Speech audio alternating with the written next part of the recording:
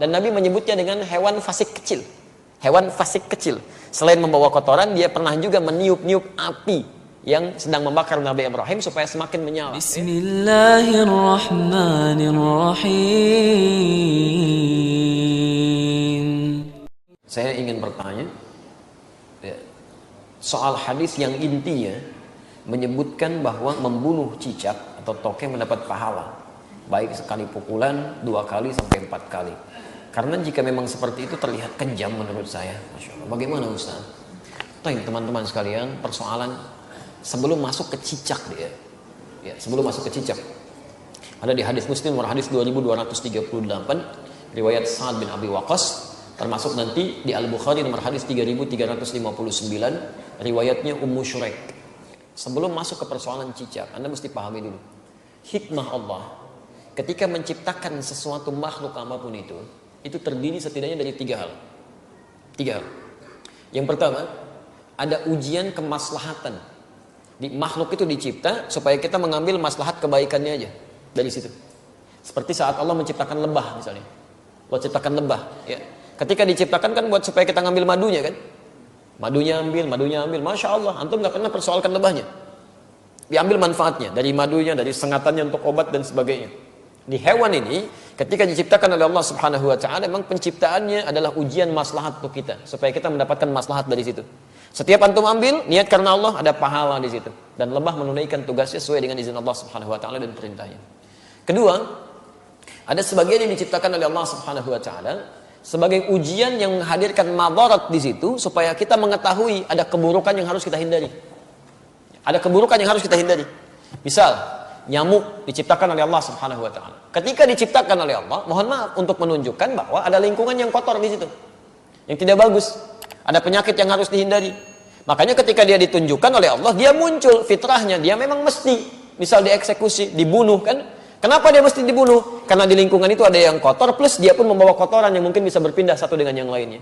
Di pelayanan kehidupannya, tasbihnya kepada Allah, memang khidmatnya untuk menunjukkan ada tanda yang kotor nih pada diri saya. Ada sesuatu yang buruk di lingkungan Anda. Jadi nyamuk itu ketika datang, dia membawa sesuatu yang baik untuk kehidupan kita. Cuman dilihat dengan persepsi yang kotor. Ini ada ujian madarat maksud kita. Ya. Ini ada yang kotor, yang gak bagus. Kita bunuh nyamuk di situ, menghilangkan kotoran yang ada di dalamnya. Tapi diciptakan oleh Allah untuk menandakan ada sesuatu yang harus kita hindari untuk kebaikan kita. Makanya ketika Allah menciptakan nyamuk ataupun lalat, ya Masya Allah turun ayat di situ. Quran surah kedua Al-Baqarah ayat 26. Posisi paling kanan, dari tengah sampai dengan ke bawah. Innallaha la yastahi ayyadriba mathalan ma ba'udatan fama fawqaha. Allah itu enggak pernah punya rasa malu. Kalaupun harus membuat perumpamaan dengan menciptakan nyamuk, karena di balik itu pasti ada kebaikan maslahat untuk kita. Jadi, kenapa antum enggak pernah tanyakan? Kenapa enggak tega membunuh nyamuk? Kenapa enggak mengatakan kejam membunuh nyamuk? Jadi persoalannya bukan bunuh atau tidak bunuh, itu ada ujian bagi kita yang menampilkan madarat di situ yang harus kita kemudian hilangkan. Kalau Allah enggak tampakkan, maka bahaya untuk kehidupan kita. Termasuk cicak. Cicak masuk pada ujian madarat di samping ujian keimanan. Ya, ada madarat. Bukankah ketika cicak datang menandakan bahwa banyak kotoran yang ada di situ? Ada bakteri E. coli yang dia bawa, ada kotoran-kotoran yang ada di sekitarnya. Yang dimakannya pun yang kotor juga. Apa makanan cicak? Nyamuk. Jadi ini menandakan bahwa ketika cicak hadir itu dia diciptakan oleh Allah, bukan diciptakan untuk dibunuh, diciptakan untuk menandakan ada madarat di sekitaran itu dengan kotoran-kotoran.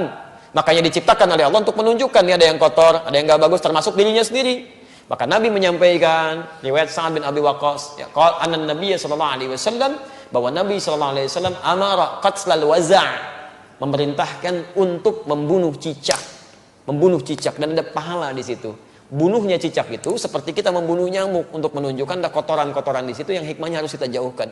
Memang diciptakan dia untuk menunjukkan itu dan harus dibunuh dia. Harus dibunuh.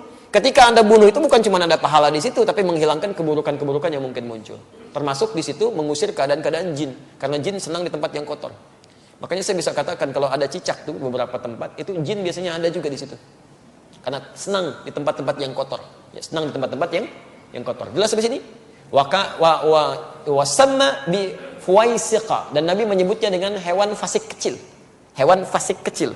Selain membawa kotoran, dia pernah juga meniup-niup api yang sedang membakar Nabi Ibrahim supaya semakin menyala. Ya, diharapkan menjadi dingin dan teduh, ini malah ditiup-tiup oleh hewan ini. Makanya ketika Anda membunuhnya, bukan cuma menghilangkan kotoran, tapi plus ada pahala di situ. Pahalanya di situ dengan sekali pukul ada 100 kebaikan, kan? Berdasarkan hadis riwayat Al-Bukhari dari Ummu Syuraik, nomor hadis 3359. Dan terbunuhnya cicak itu menghadirkan bagusnya kebaikan-kebaikan dengan menghilangkan kotoran yang ada di dalamnya. Jelas di sini? Di antum pahami dulu ini hikmahnya. Kalau nggak paham hikmahnya, masya Allah nanti muncul macam-macam. Wah ini kan melanggar hak asasi kehewanan misalnya kan? Masya Allah, ada macam-macam lah. Nyamuk kan tuh nggak bilang gitu. Nyamuk kan sama aja. Kenapa nggak bilang antum nyamuk kejam? Ya, membunuh nyamuk kejam, bunuh lalat kejam dan sebagainya. Kalau di nyamuk ada kotoran, cicak juga ada kotoran. Ya, jadi sama aja sebetulnya. Ini yang kedua gambaran keimanan kita untuk mengikuti petunjuk syariat. Ada yang ketiga, ujian yang sifatnya penunjukan karakter. Penunjukan karakter. Misal saat Allah menciptakan monyet, gitu kan? Nah, di Quran surah kedua ayat 65. Ya, lihat kalimatnya. Monyet diciptakan untuk menunjukkan karakter yang muncul pada masyarakat Yahudi. Ya, lihat. Wa qulna kunu qiradatan khasiin. Ya, kami katakan, jadilah kalian kera-kera yang dihinakan. Kera-kera yang dihinakan. Kenapa Yahudi dikutuk menjadi kera? Kami pernah punya kajian tafsir di Tripoli. Saya mintakan murid-murid kami pada saat itu untuk praktek langsung di kebun binatang. Dan kita pernah ujikan juga di sini dengan sebagian teman-teman di Kiai.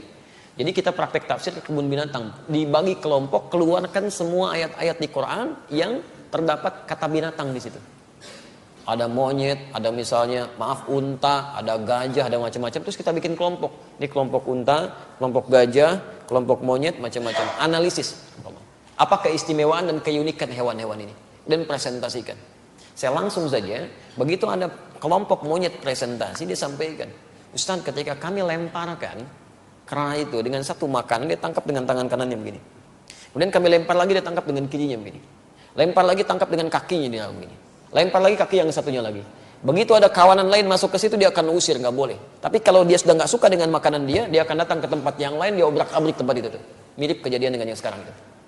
Ya, dia ambil ini, ambil itu, monopoli ini, monopoli itu, bikin orang lain bangkrut macam-macam dan sebagainya.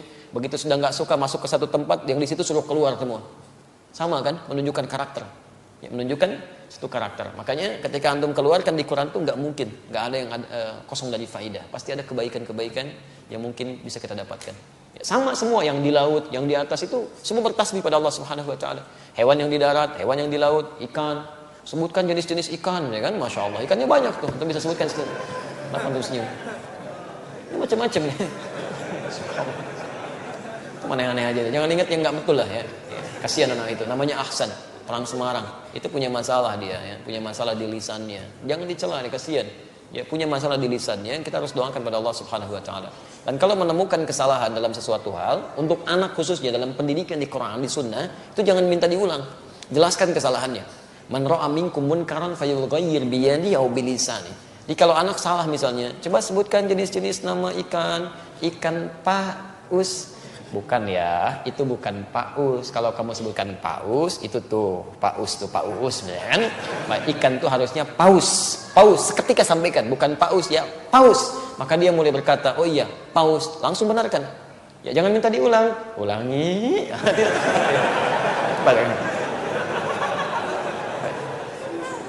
Kita tidak berbicara yang lain ya. Ini dalam konteks kini tidak terkait dengan masalah-masalah yang muncul ya. Antum jangan pancing-pancing pertanyaan yang membuat resah nanti. Besok-besok saya jadi tersangka ya kan. Semoga Allah rahmati kita semua. Baik. Allah